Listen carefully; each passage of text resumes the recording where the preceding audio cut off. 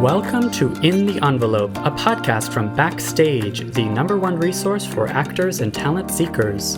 I am your host, Jack Smart, awards editor at Backstage, and I'm here to guide you through every aspect of the entertainment industry with the help of some of your favorite stars.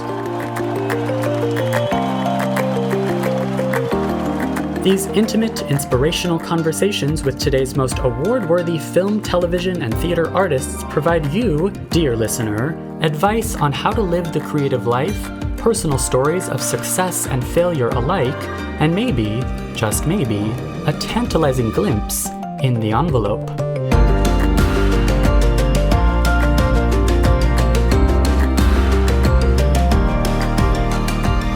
What you have to ask yourself if you're not getting what you need, it's not about why is everything wrong, what's happening. You got to ask, what am I not doing to prepare for my destiny? What do I need to do in this moment to continue to prepare for my success?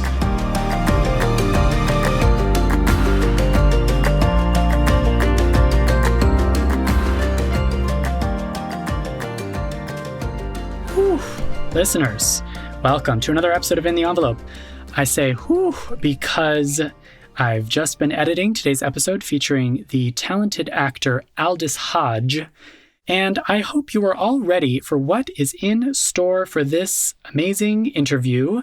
I think we can call it a cold and refreshing glass of truth, because Aldis and I got into it about the state of the industry, a question I've been asking a lot of recent guests on this podcast. And his answer was very frank, very honest, spoken from the heart, spoken from his personal experience, and I will say quite different from all of the other responses we've had to that question. So stay tuned for that. I've been a fan of Aldis ever since, even before Clemency, which is the Alfre Woodard movie that came out a couple years ago. He is an astonishing silent actor. I got to ask him about that. But mostly we are here today on the heels of his now award-winning movie, One Night in Miami. On the day I'm recording this, Tuesday, the Film Independent Spirit Awards announced their pick for the Robert Altman Award, which honors one film every year for their director, casting director, and ensemble. And so, congratulations to Aldis, who plays Jim Brown in this movie, One Night in Miami, and also to Leslie Odom Jr., friend of the podcast, Kingsley Ben-Adir, recent Backstage cover star, Eli Gorey, casting director Kimberly Hardin, and director Regina King, the one and only Regina King, also a friend of the podcast. Congratulations to all of them, because as of now, we are here in the thick of award season as of now, and One Night in Miami is an award winner.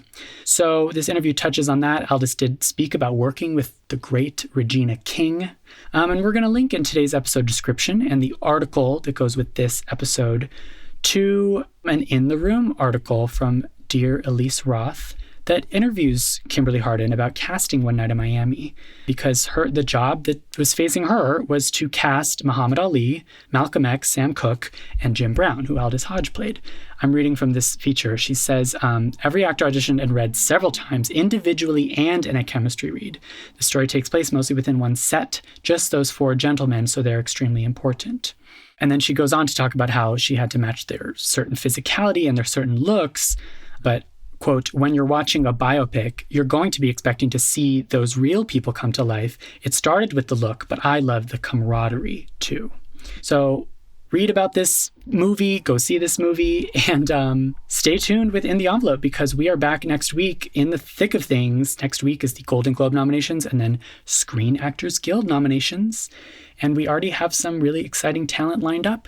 So keep listening, listeners, and stay tuned after this interview with Aldis to hear from Christine McKenna Torella for those of you who are auditioning and looking to use Backstage to launch your careers. I'm so excited to get to this interview. All right, let's take a quick break and then get to Aldis. This episode of In the Envelope is brought to you by Amazon Studios and the original movie One Night in Miami, inspired by true events that took place on one legendary night in 1964. From director Regina King, writer Kemp Powers, and starring Kingsley Ben-Adir, Eli Gorey, Leslie Odom Jr., and Aldis Hodge, critics are calling it beautifully made with dazzling performances across the board. for your consideration in all categories, including Best Picture, now streaming on Prime Video.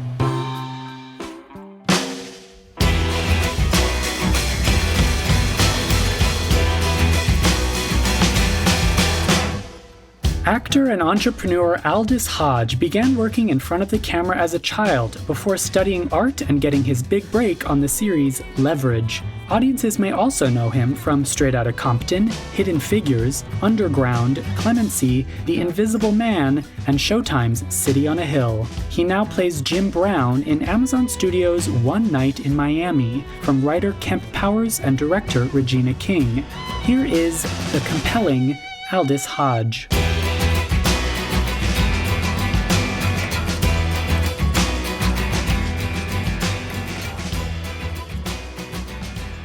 All right, sweet. Jackie, you rolling? Yes, I am. All righty, let's get it. All right, I'll leave you guys to it. What is iAudition? It's a recording Yeah, it's an app. It's an app I use for all of my my voiceover auditions and things like that. Really? Yeah, man. It does the job. It does it, pretty decently, but you kind of have to set a room where there's no reverb or anything like that. But, I get by. by. Yeah. And of course, in this age of quarantine, we've all had to become like sound engineers and sound engineers, graphics engineers, all that kind of stuff. Yes. Lighting and tech. Absolutely. Yeah. I'm so happy to talk to you. Welcome to Backstage's podcast. Are you familiar with Backstage at all? Absolutely, yeah. Did you use Backstage for casting notices ever? So I didn't. We used early in the day. Yeah. I've been in the game a minute, man. Sure. Yeah, man. But back in the day, I remember we used to go through it a little bit just to see what was happening out there in the streets. Perfect. Because we actually love hearing about it's kind of cool to hear that you're still auditioning and using software to record yourself to do that. Is this for, you said voice roles? I mean, this is the age of on-tape auditions. I mean, I've been having to tape, to do auditions on tape for a long time, just because most of my work takes me out of LA, or you know what I mean? Yeah. So whenever an audition comes through, me like every other actor, we sitting on set in the trailer trying to get the lighting right to, get it. Oh, Finding a good reader is terribly difficult. Totally. And I will say, as a note to all actors, as a producer, I produce and we watch auditions and we go through it. Mm-hmm. You can literally have a fantastic audition messed up because of a bad reader. So make sure that your reader is on point. And now I'm not talking about the over-dramatic performance and nothing like that. I'm talking about just somebody who understands what the context is of the scene and knows how to make you shine. Because sometimes we'll be sitting in there the audition was decent, but did you hear the read? I was distracted the whole time. You got to watch the tape 3-4 times. Get a good reader. That is your best shot. But yeah, man, online, on tape auditioning, the audio recordings for voiceovers and all that, which is, there's an advantage and a disadvantage, I think, to it all, because I like to be in the room and work with people. Yeah. Especially when it comes to voiceover auditions, you got to be in there and you want to get a little feedback immediately, hear what people are saying, and see where you can tweak it and work it. If you're relying only on yourself, you kind of have that shot, and you just have to have confidence. Sometimes it can be a good thing or a bad thing. I remember putting myself on tape recently for a job that I just got, where, I put myself on tape over 300 times before I submitted it, and it was worth it. Yeah. I didn't realize how many times I put myself on tape until I started deleting the videos off of my phone. Yes. And every time I would delete a chunk, it'd be like 64 videos or 100 and something videos, and then 50 something videos. And I started calculating. I was like, God dang, it's over 300 times. But again, it was worth it. It was very much worth it, but that's because I'm not in the room with feedback. But at the same time, I was able to take the time to get it right. So there's advantages and disadvantages. Right. You just got to balance it. You booked that job. I did. Okay, good. Because 300 takes and not booking it. That is amazing. Yeah, man. Yeah, 300 that already, takes. I mean, already you're giving great advice because this is already speaking to, like, first of all, work ethic. That is the amount of work that you have to put in for a hustle tape, right? Man.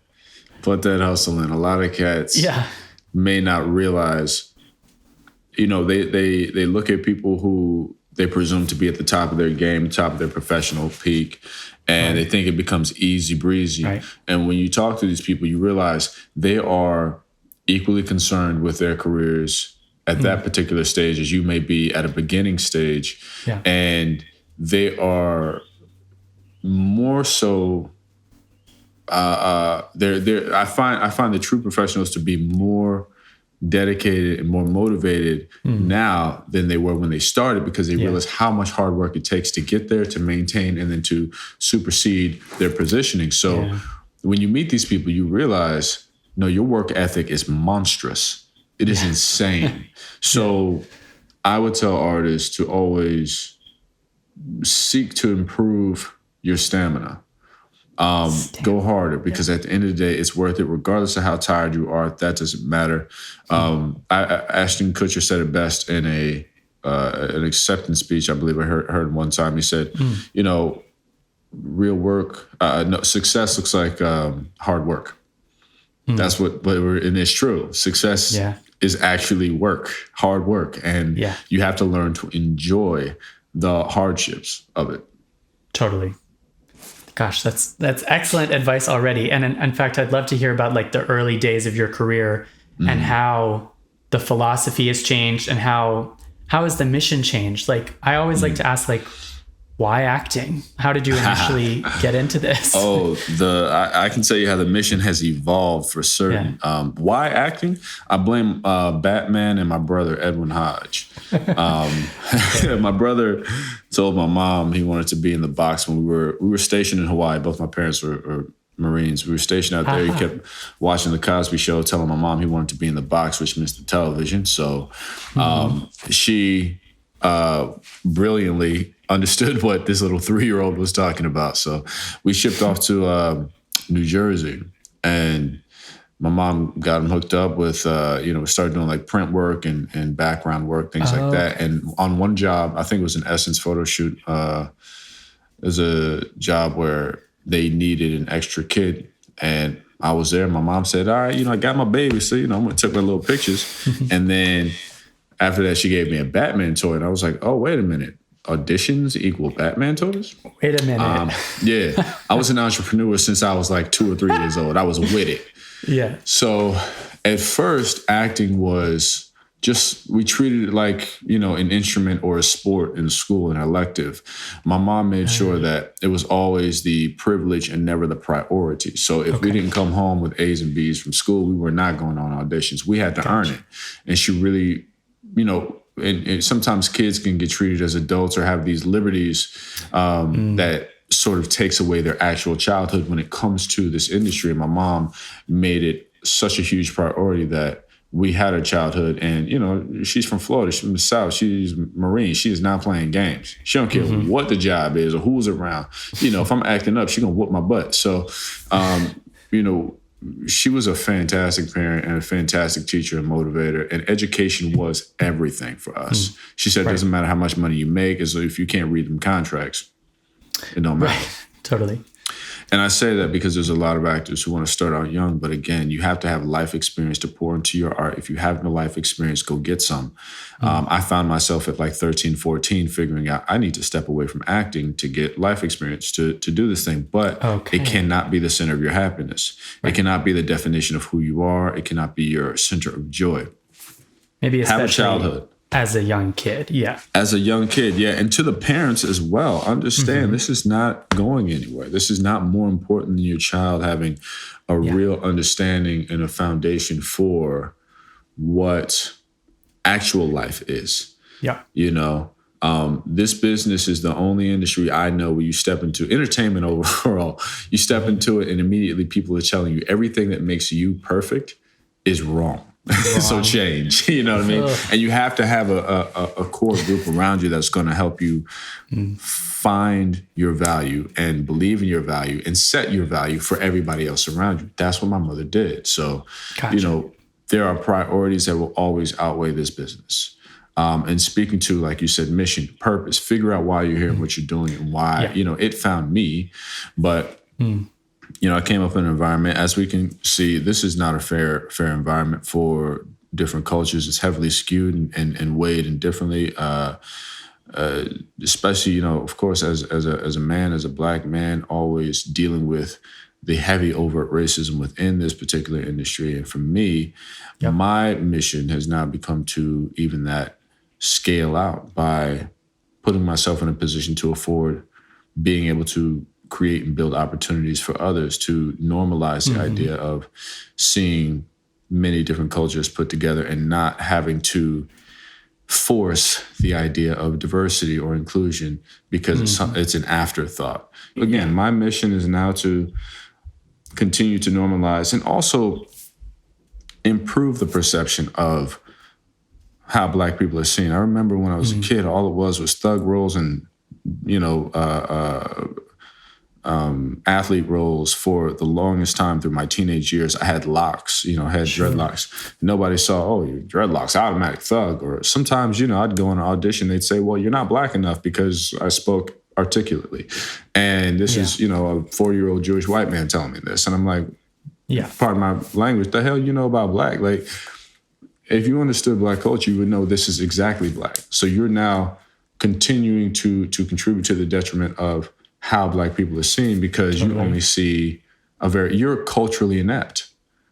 And I have, I have to deal with this. Or when it comes down to not having a job, and you have to figure out, damn, do I take this thug role and eat away at my soul just because I got to pay these bills? Or do I sit here and, continue to sacrifice a couple of months waiting because I know this is not what I want to live with. I need to be able to rest easy at night. It's never comfortable. So a part of my mission is to be a part of productions that promote a healthier perception of Black people and normalizing the truth and how I see Black people, because what I was raised with was absolute excellence. I was raised with innovators. I was raised with educators. I was raised with people that contributed so much to culture all over the world, but received so very little benefit of those contributions that now I'm charged with having to shed light on those contributions because it is my task, it is my joy, and it is now my purpose. Totally. And you hit the nail on the head in terms of, on this podcast, we've been asking, like, what can actors do, especially actors who are often the least empowered in the system. It is about picking battles sometimes, isn't it? Especially earlier in your career, like you say. And if you want to take a job, even if it's stereotypical, you got to weigh those pros and cons. Maybe that means down the line, you are offered more roles that are authentic and that can actually bring true representation to the screen. It sounds like that's where your career has gone from. It's in the early days. I noticed a lot of TV guest roles, first of all, and then slowly but surely more supporting roles and more films. So is it safe to say that the mission has changed because you've had a little bit more choice, a little bit more power in choosing what to pursue? I would flip that. I've had more choice only because the mission has changed. Okay. The moment you change your narrative, the moment you learn what to say no to, and the moment you get in the real driver's seat and are willing to make the necessary sacrifices, you have to believe in yourself so much that you wait. Waiting is an action. Okay. Ooh, and it's wait with purpose because in waiting, I'm learning and growing and training constantly. Yes. Okay. But when I say wait, I'm talking about here are 4 offers that aren't great, but they're right here. Here's a bag of money. Either take these or you sit there and you have faith in what you're building and keep actively pursuing what you want. Because you could do, let's put the scenario. You get a movie that really doesn't speak to your soul, is really not something you want to represent, but they're offering you $500,000 to do it, and it's going to be 6 months worth of shooting. All right, cool. Now, you take that job.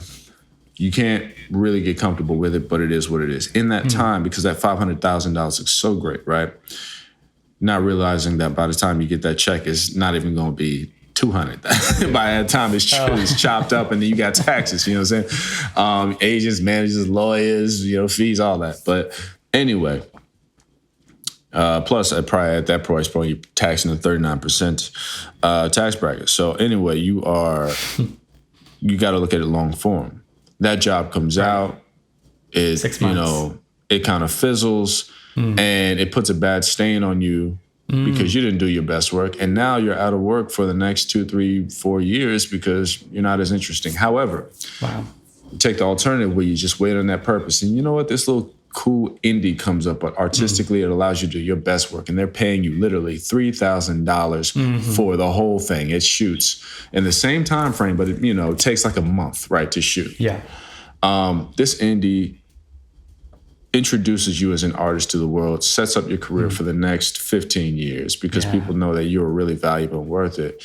You don't know if that is going to come, but you got to have faith that you're walking the right path and waiting for the right things to come, because you can do something that can really block your blessing. And what I learned is that whenever something was removed from me, I have a high faith in God and my relationship there. I'm not religious, but I have a very personal relationship with God. And my faith tells me that I learned God moves things out of my way in order for me to walk towards my real path and purpose. And that comes in being fired. That comes in working hard for years trying to get something that you never get.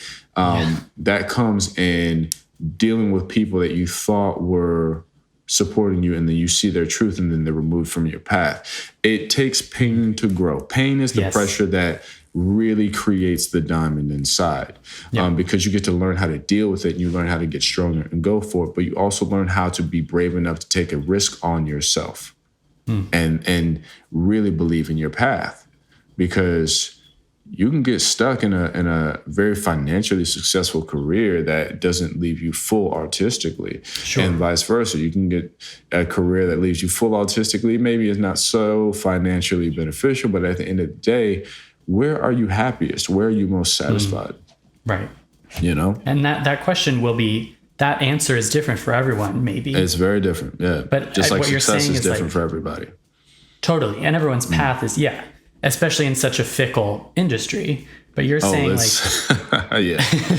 but keep the mission statement in mind, because that's the thing to work towards and the thing to keep changing in such a fickle industry and adapting. Right. I love this idea of waiting is action, because that means that it's the faith that you have in yourself that things will work out, that allows you to see this is a choice that I can make. I can choose to not take this job. That's absolutely. Okay.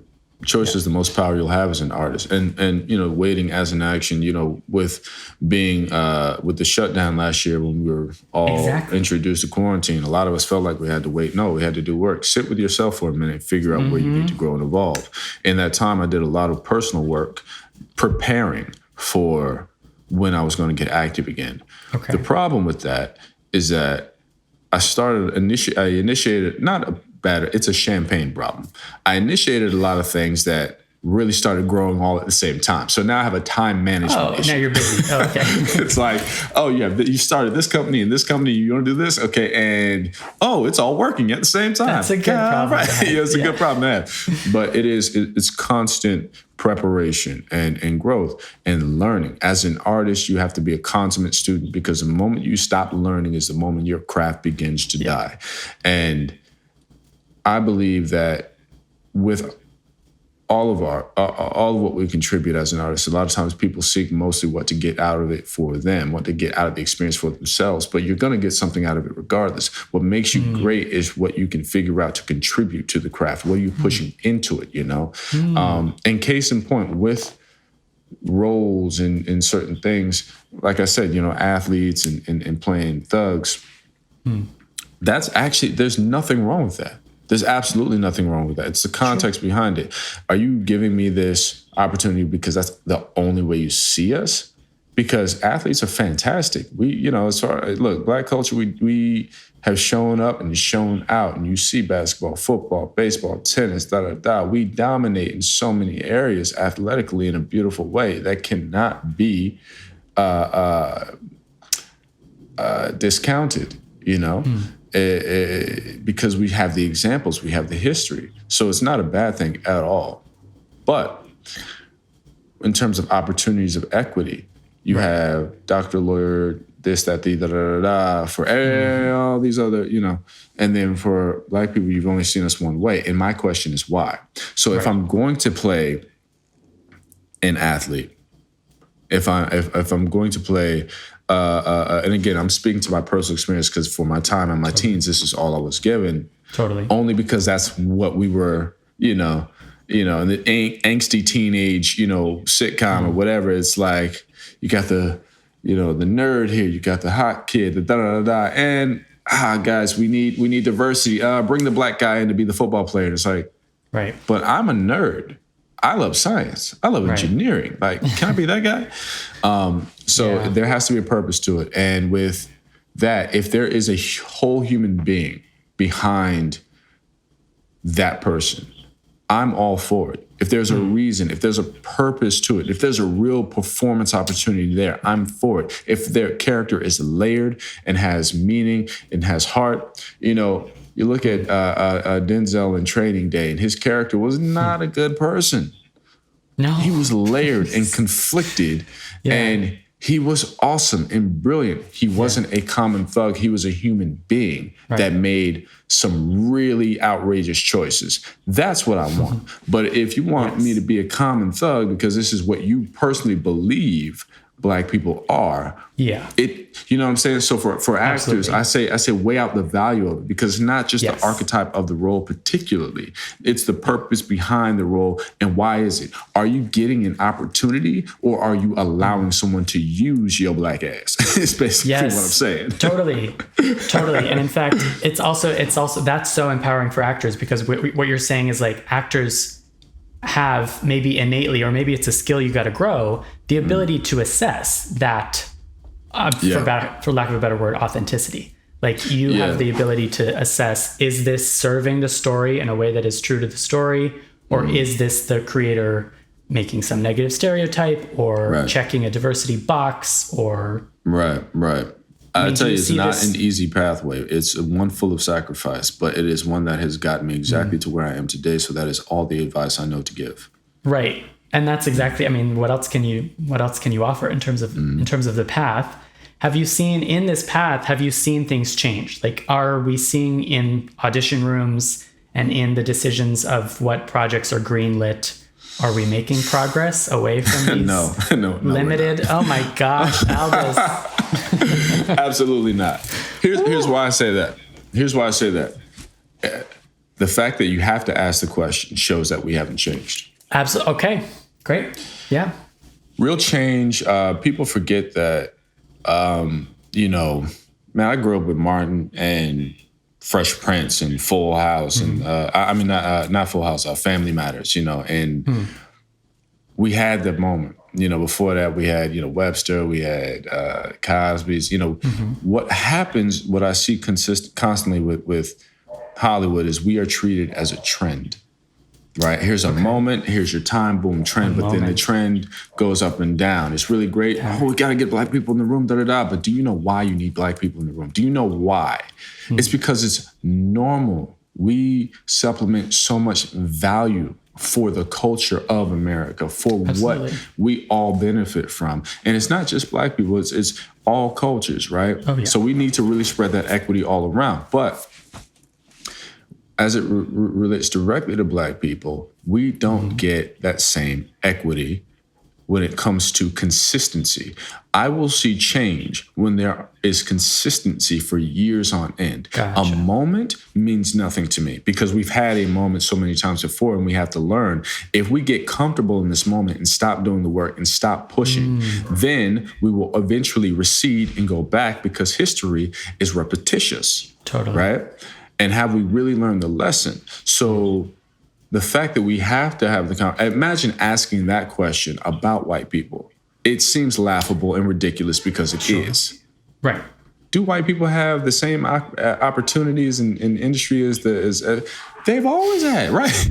And all we're saying is we deserve that same consistency, right? So Absolutely. that's what we're trying to establish. So no, I have not seen the change, and I will continue to say that until I absolutely firmly do see change that has altered my opinion. Because for me, I see people making good efforts. I see there's a different opportunity opened up when I see us in creative roles and dominant creative positions. Yeah. You know, when you have the Kenya Barrises and the Lena Waithe and the Anthony Hemingways, you know, taking up their creative dominance in their space that they've earned and that they've built. And we have more of that, it spreads around the opportunity of equity. But change hasn't fully realized itself yet. And I have faith that it's coming. Don't get me wrong, I'm not completely pessimistic here. Because otherwise, you couldn't move forward. Yes, but I don't want to, come on here and be all heavy. But, if you get in a conversation, anybody who knows me, they get in a conversation with me, we about to go, Yeah. And I have to watch it because I also want people to know that I'm very happy. I'm very grateful with where I'm at. I'm very happy because, yes, there are hardships put in front of us, but to be able to have the tools and the assets to manage and handle those hardships is a privilege. I have a fantastic family that is my foundation. My mom, she's like managing the business. I had to tell my mom last night, thank you so much, because she be taking care. She got me taken care of. My little sister, she's freaking awesome. And she works in the diamond industry, but she be trying to handle brother's social media on the side. Like, hey, you need to go do that. I'm like, I got you. My brother, Edwin Hodge, we actually still work together as well in terms of writing and producing. So I have a really great foundation, a great family, great support, great team. My representatives, we all understand, what we're up against, and we have to figure out how to work with what the goal is whilst maintaining how to survive within this game, So I just want people to know this is not a charge against anyone in particular. It's just a call to say, I see what's going on and what has been going on. We can all step up to the plate and be better. But a part of that is understanding the reasons why things have to be done.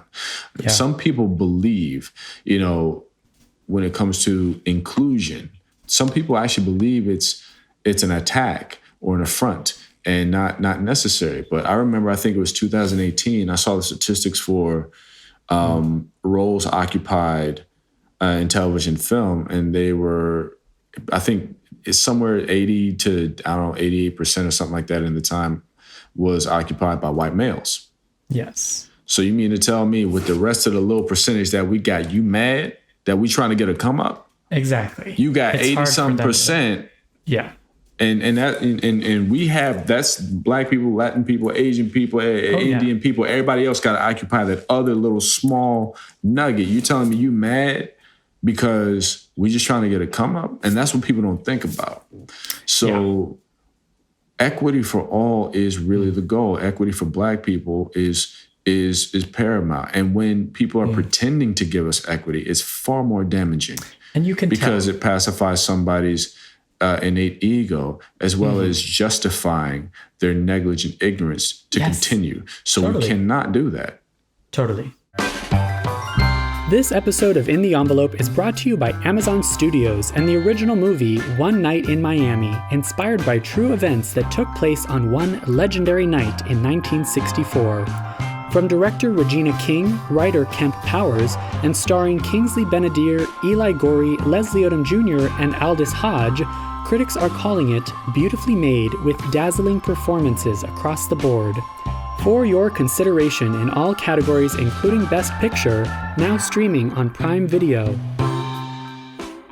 I have to ask you about One Night in Miami. Yeah, let's get to it. I've been talking this whole time. Let's talk about the movie. Let's get it. No, this is so good. It speaks to exactly what you were talking about. Like, if this was a room full of people who could not speak to that experience, Yeah. it's not a documentary. They're not. You guys are not reading exact lines that were said on a night in Miami. You know, there were So it's some moments taken. inventions. Yeah, I mean, like with the very the opening scene. Well, I guess it's out now. The opening scene between me and Beau Bridges. Beau was a fantastic actor. Yeah, it was a great treat to be able to work with Mr. Bridges and his daughter, who's actually in the scene. She's but Beau's playing Mr. Carlton. Kemp read a story given by Jim Brown himself. I believe it was on one of his autobiographies, but he said that it was an accounting of what actually happened, where he went down, his aunt told him to go spend some time with a family friend. And, by the end of the conversation, he realized that, they didn't let me in the house. Yeah. It dawned on him like, wow, really? You top in the NFL and I'm still not good enough to come in your house. And perfectly polite. There's a perfectly polite conversation that ended with that. It was so shocking. That's the thing. It's most times it's polite. And that I can tell you from honest truth and experience, because I've had many accounts like that. Most times it's polite.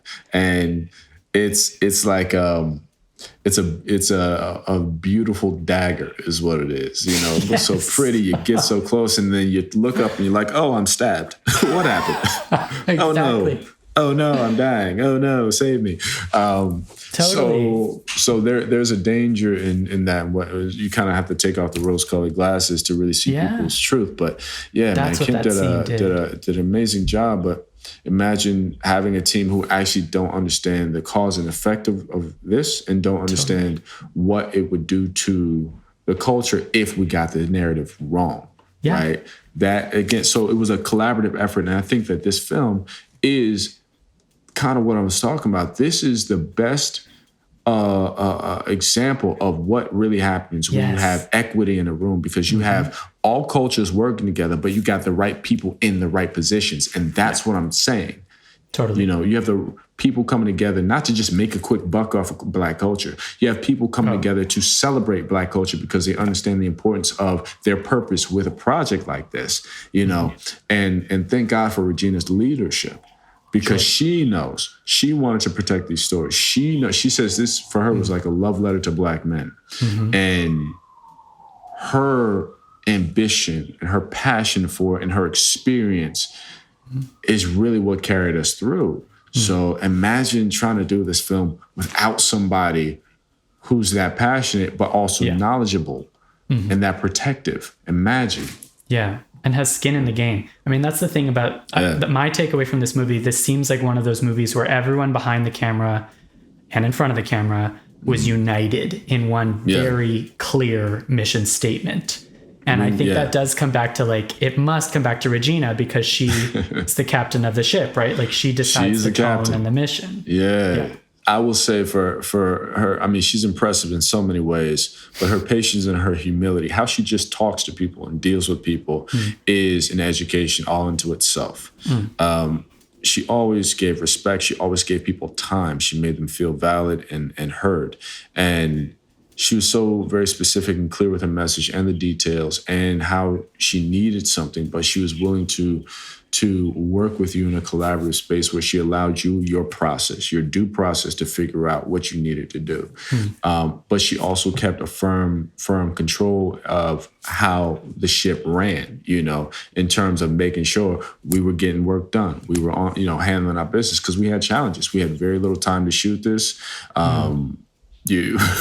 We had to get creative with some things, like with any set, but she managed it so warmly.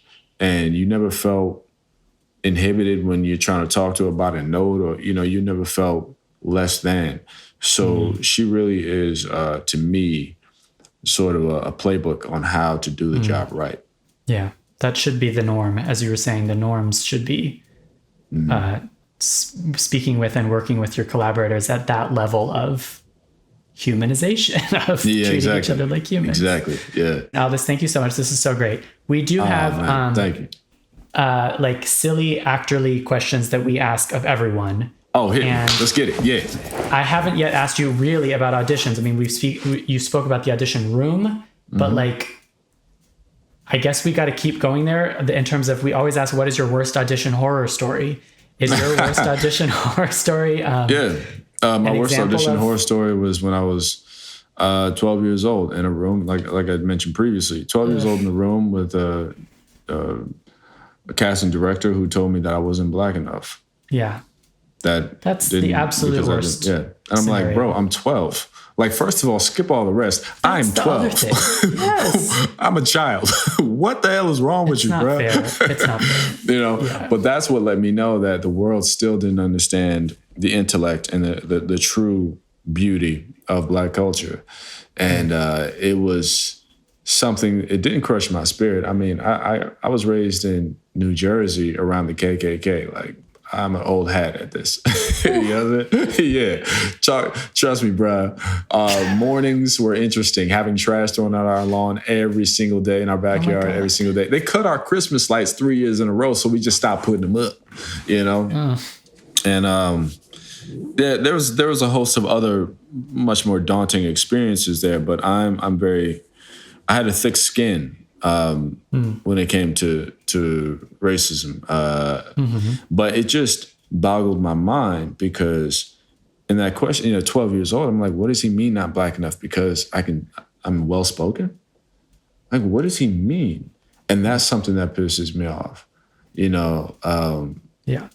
The presumption that to speak with intellect or to be intelligent is to, you're talking white. No, I'm talking like an educated ass black man. Figure it out. Yeah. I'm black. This is what we are this too.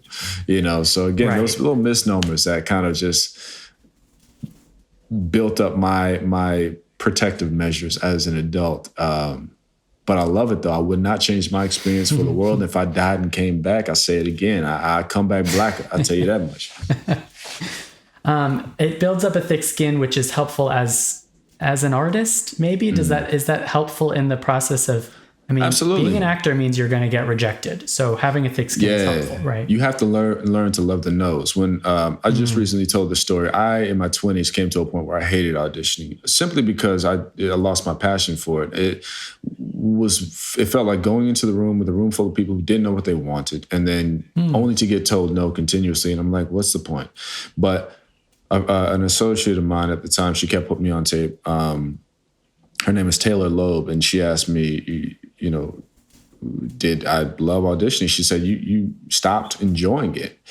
I said, yeah. She was like, you got to figure out how to enjoy it again. You got to figure it out. I changed my mentality, and I said, all right, I'm not going to go in there to book the job. I'm not going in there to impress these people. I'm going in there to impress me. I'm going to go, because actors, their job is to audition. As much as it is, if not more so than just being on set, their job is to audition. So take it as serious work. And I'm going in there to do the best job for me. I want to satisfy me. So if I walk out, don't matter if I get it. If I walk out and I'm good, I'm happy. I did all I could do. But if I let myself down in the room, I know that I could have done better. That's going to eat at me. So to keep it 100, like I used to go walk in a room. In my mind, mentally, I have respect for everybody in the room, but mentally in the room, I'm looking at everybody like, the hell with y'all and what y'all want. I'm here for me. This finna be me, my show. That's great. Damn, what you want. And it put me at ease, and it gave me a different confidence when auditioning that changed, I think, my understanding of performance, because we really have a psychological job. We study psychology and interpret psychology when it comes to developing characters and roles and all that kind of stuff. So have fun with playing out the understanding of emotions and empathy, but that's got to be you. At the end of the day, not trying to figure out what target you want to hit for somebody else. Figure out your path for you and enjoy you. Learn to enjoy you in the room. I love that. That also totally speaks to your what you were saying about figure out your own artistic mission and especially as it changes as you get older and as the industry changes or whatever. Audition for you. I love that. Yeah, for you, man. Do for you. Because I've come up with so many challenges in my life, I've had to give purpose to the challenge, to anything that was going to try to beat me down. Even the people that are haters, right? It's funny because I remember Cat Williams saying it in one of his stand-up comedies routines, saying haters, like, their job is to hate. Let them do their job. He's right. Yeah. Don't listen to them. Don't pay attention to them. I barely even read reviews, not because I don't appreciate them, but because it knocks me off my job. Like, my job is to just do what I got to do. And in the room, I'm working. I've now given myself a reason to go in the room that is more than financial, that is more than emotionally supplemental, egotistically.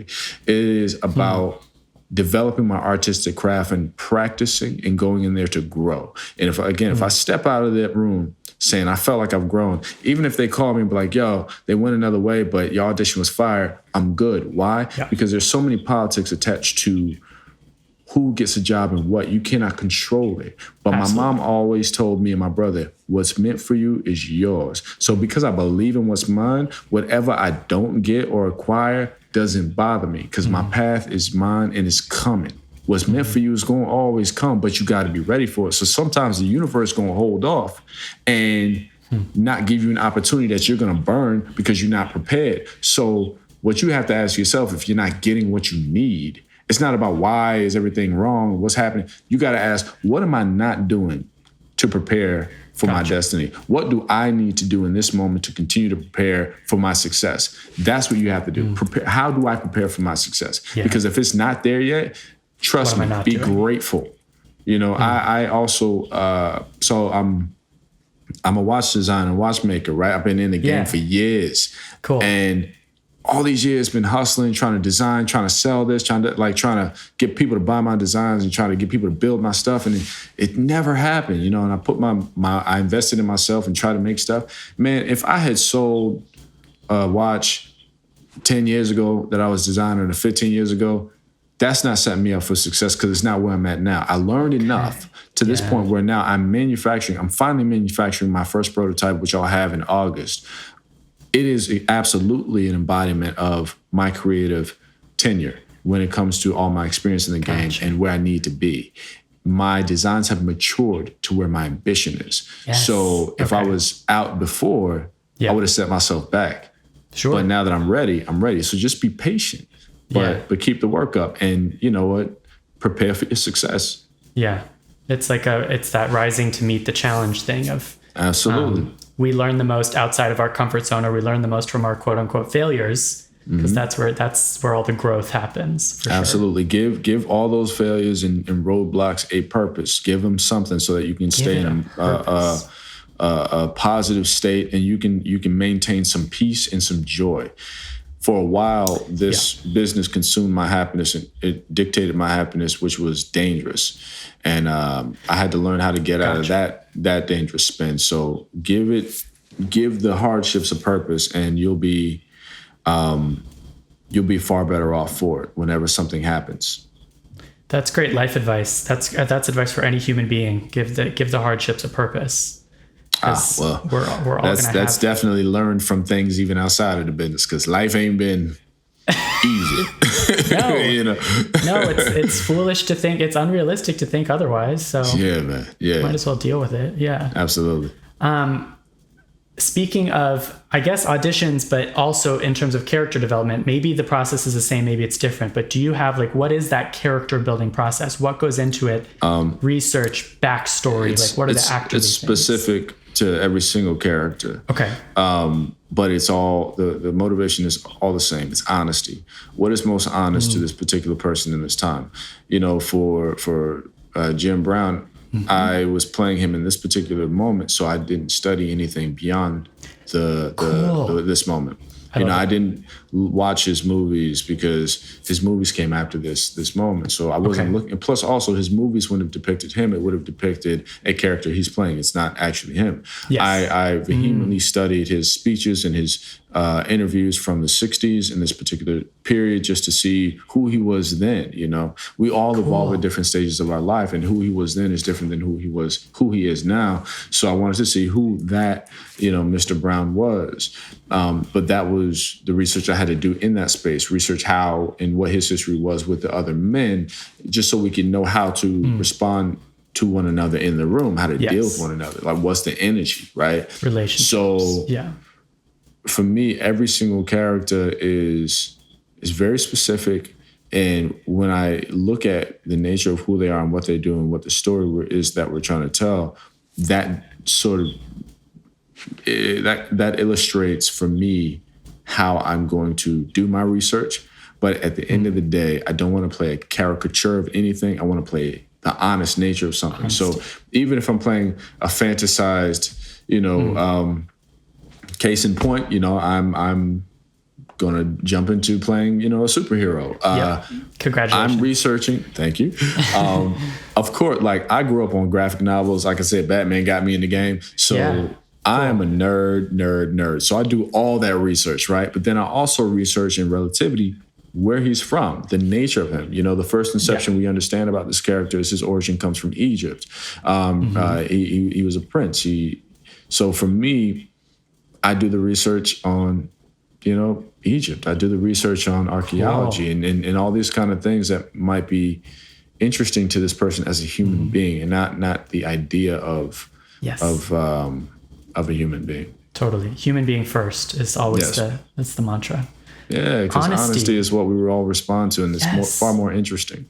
And then we can detect when it's not. Like we can detect bullshit. Basically. Honesty over fallacy any day. Mm-hmm. Can I ask also, I know I got to let you go. We're so going over, but this is so great. Clemency. I had to ask specifically about Clemency because I thought your performance in Clemency was so extraordinary and such an example of I think you only had a handful of lines. You were a major character in the movie, but truly the dialogue was not a lot. So how do you approach wordless acting or pages of direction rather than dialogue? It's kind of like my same theory with waiting as a verb, right? Sometimes people are taught to wait as though it is doing nothing when you're actually doing something. When you have no lines, you still have to be present. So you have to speak emotionally because we learn a lot about each other in life from what we don't say, but it's a subconscious thing. We don't realize it. That on sounds film, so it's hard. on full display. I'm sorry, go ahead.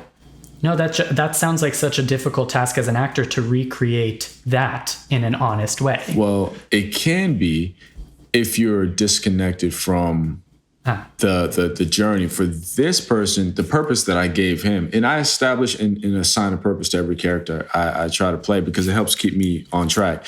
With playing, Anthony Woods, I wanted the audience to understand empathy for this man who we may otherwise judge, presumably.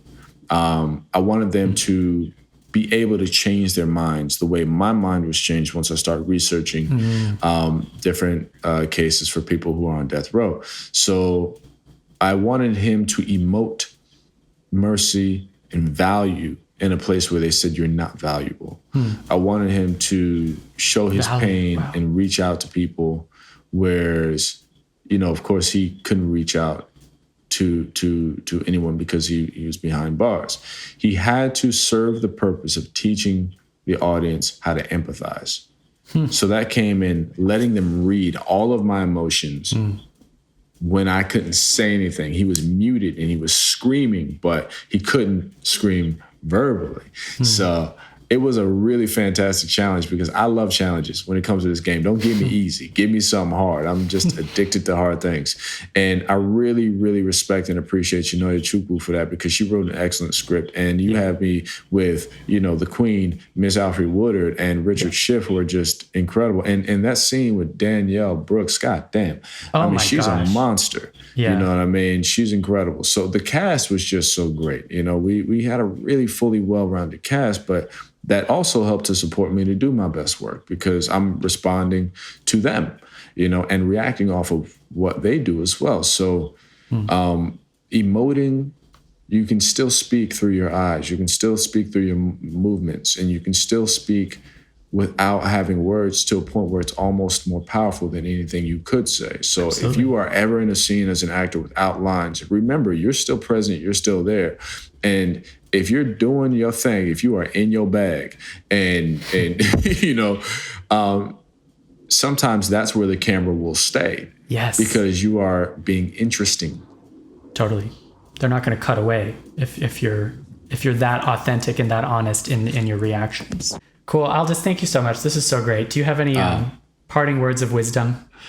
I just appreciate the time, the space. Whenever anybody says anything that you may be predisposed to negate, or just open your mind up to consider listening and understanding, because that's really how we grow.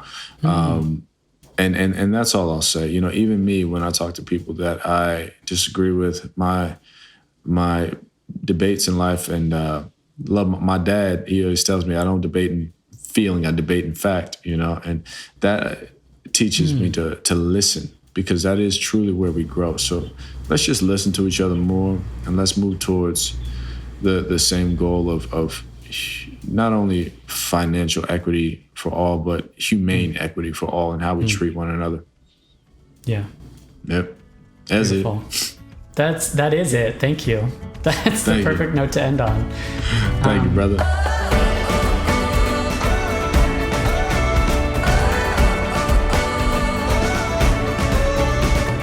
And now it's time to hear from Christine McKenna-Torella, our Backstage casting insider. I will let her take it away.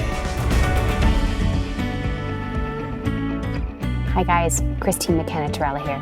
I watched One Night in Miami this weekend and I absolutely adored it. Regina King does a beautiful job directing and framing this story, and the actors' chemistry in that tiny hotel room is palpable. Beautiful acting from everyone involved. Amazing song at the end. I just know that there's a lot of top contenders across the board for award season, so lots of things to look out for there. It's on Prime. I know you're going to love it. Before getting into the remote audition tips, I wanted to share a few facts about the film that I found really interesting. So One Night in Miami was partially shot during COVID, so it can be done, although there was some challenges along the way. Regina turned down anyone who was offer-only A-list talent. If they wouldn't audition, she wouldn't consider them. And I think I really respect that. That's really awesome. Finally, she cast mostly from self-tapes and remote auditions. Again, it's happening. Don't be thinking you're sending these self-tapes and they're going into the void, right? Like truly, major films and commercials and TV projects are all doing, remote auditions. And I read an interview, and so I'm going to read a lengthy quote, but I think it's really worth it.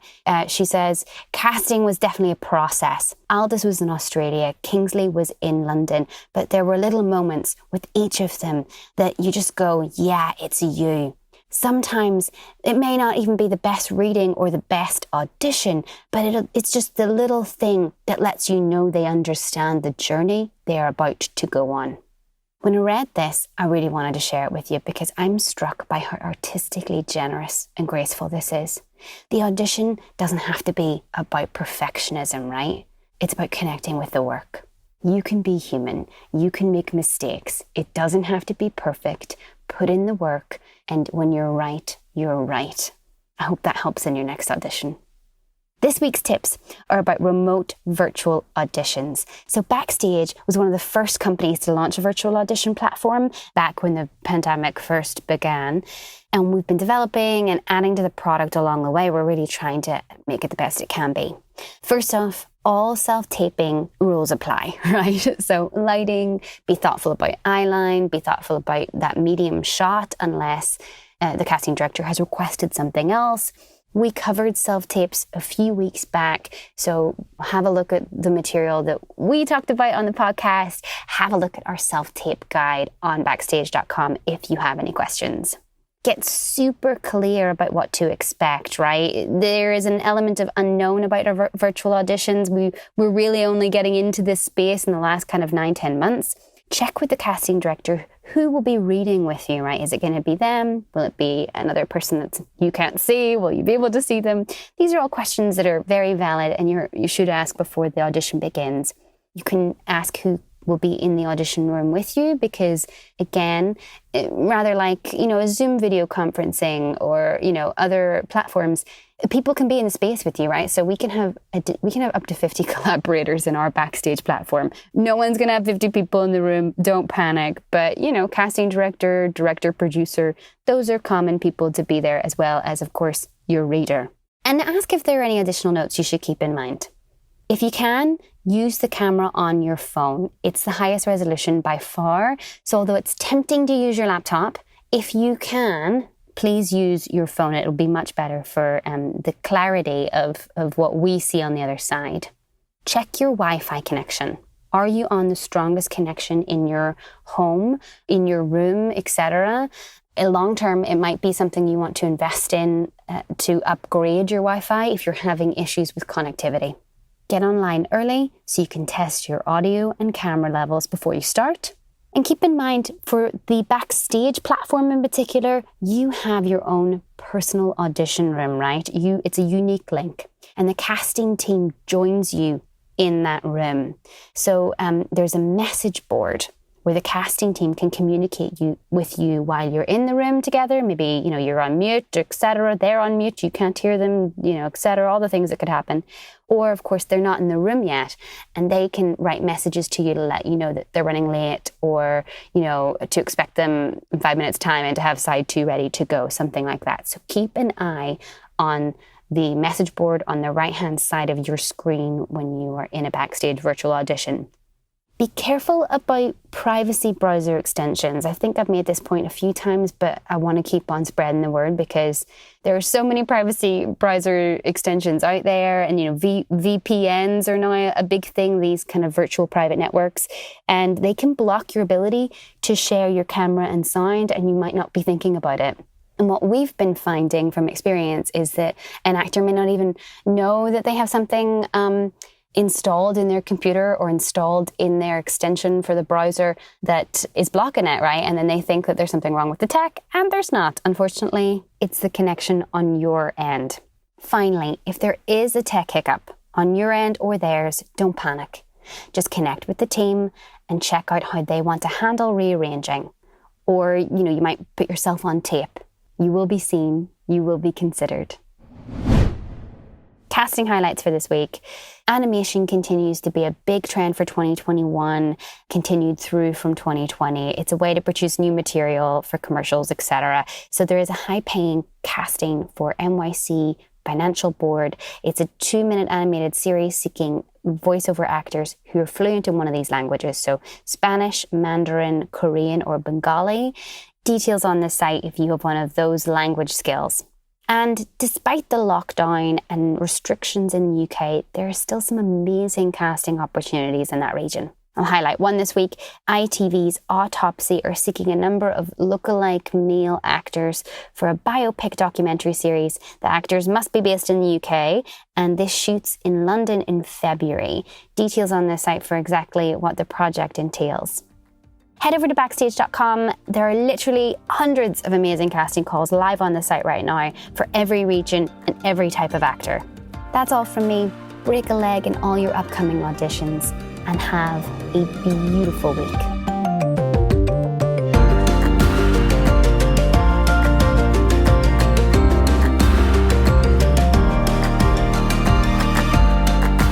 In the Envelope is recorded at Lotus Productions and Hyperbolic Audio in New York City, and Soundbox LA, Mark Grau Studios, and Buzzies in Los Angeles. Thanks as always to our producer extraordinaire, Jamie Muffett, and to the team at Backstage, Samantha Sherlock, Mark Stinson, Caitlin Watkins, and of course, Kasey Howe. Visit Backstage.com, and don't forget, you can subscribe to Backstage by using the code ENVELOPE at checkout for a free trial. That's right, 100% free. For more exclusive content, join us on Facebook and Twitter at In the Envelope, and subscribe, share, and leave a comment. Who would you like us to interview next? Thanks for tuning in. We'll see you next time for another glimpse in the envelope.